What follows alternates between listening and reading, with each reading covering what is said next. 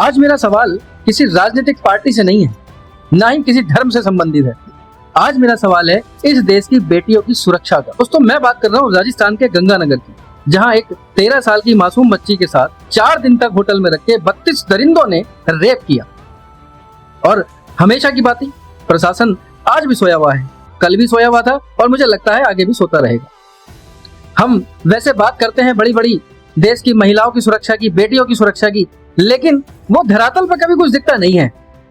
भाई, धरातल पर आप बताइए ना। हम बड़े बड़े वादे तो कर देते हैं कि महिलाओं की सुरक्षा के लिए, बेटियों की सुरक्षा के लिए हमने ये किया, लेकिन धरातल पर तो बताइए। आज भी हमारे परिवार की बच्चियां, हमारे परिवार की महिलाएं शाम को घर से निकलने में डरती हैं, सुरक्षित महसूस नहीं करती। कोई भी माँ अपने बच्ची को बाहर भेजने पर डरती है। तो क्या ये सवाल मन में नहीं उठता कि क्या हम एक सुरक्षित देश में रह रहे हैं? मेरी सरकार से, जो कि सत्ता में है, जो आज पावर में है, जिसके हाथ में पावर है, एक ही अपील है, इस केस की फास्ट ट्रैक कोर्ट में सुनवाई हो और जल्द से जल्द इस पर डिसीजन आए और कम से कम ऐसे हरामखोरों को फांसी होनी चाहिए। और इतना डर का माहौल पैदा कर दो कि साहब कल के दिन रेप तो छोड़ो, इनके दिमाग में भी अगर रेप की बात आ रही हो ना तो इनकी रूह कांप जाए।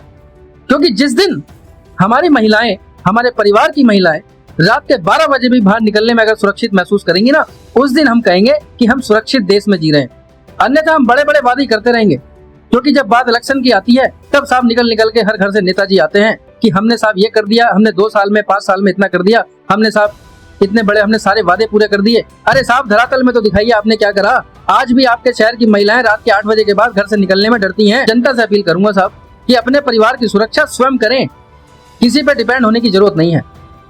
क्योंकि गरीब हो या मध्यम वर्गीय परिवार हो, उसके लिए सुरक्षा का कोई इंतजाम है नहीं कि उसके लिए कानून तोड़ने भी पड़ जाएं, लेकिन किसी को छोड़ना मत अगर आपके बच्चों के साथ ऐसा कर दे।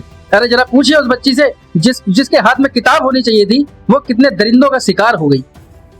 और आपको जानकर आश्चर्य होगा साहब, हमारे देश में हर 10 साल में लगभग 3 लाख केस बलात्कार के दर्ज होते हैं। तो इससे साफ जाहिर होता है कि प्रशासन कहाँ सोया हुआ है। मैं किसी पर कोई आरोप प्रत्यारोप नहीं लगा रहा, मैं केवल एक बात कर रहा हूँ उस बच्ची के लिए जो 4 दिन तक तड़पती रही। अरे जरा उसके स्टेटमेंट सुनिए साहब, आपका दिल दहल जाएगा, आपकी आंखों से आंसू गिरने लगेंगे। उस बच्ची ने तो प्रशासन के लोगों का भी नाम लिया है उसके स्टेटमेंट में, जो मैं अपनी वीडियो में ले नहीं रहा। किस पर भरोसा करके हम अपनी महिलाओं को, अपने बच्चों को आगे बाहर छोड़ दें साहब? अपराधियों में हमारे यहाँ डर ही नहीं है। उसको पता है कि न्याय आने में टाइम लगेगा, मुकदमा चलता रहेगा और मैं बेल लेके बाहर मस्ती करता रहूंगा और अपराध करूंगा। डर है ही नहीं। अब सरकार से मेरी अपील है साहब, ऐसा डर का माहौल बनाइए, क्योंकि आने वाली पीढ़ियों के लिए भी ये एक सबक साबित हो जाए।